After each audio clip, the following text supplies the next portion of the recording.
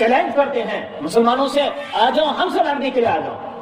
ہم سے مقابلہ کرنے کے لیے آ جاؤ۔ تو حضور علیہ الصلوۃ والسلام نے سب سے پہلے جو انصار تھے، انصاروں میں سے 3 شخصوں کو بھیجا کہ جاؤ ان سے آپ لڑو،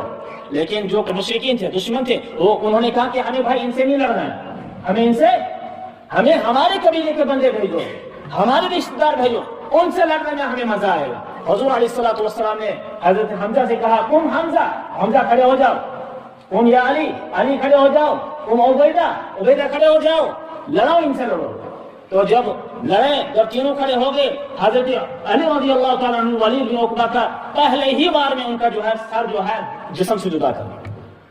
اور حضرت حمزہ نے دوسرے تو اکافر کا سر جدا کر دیا،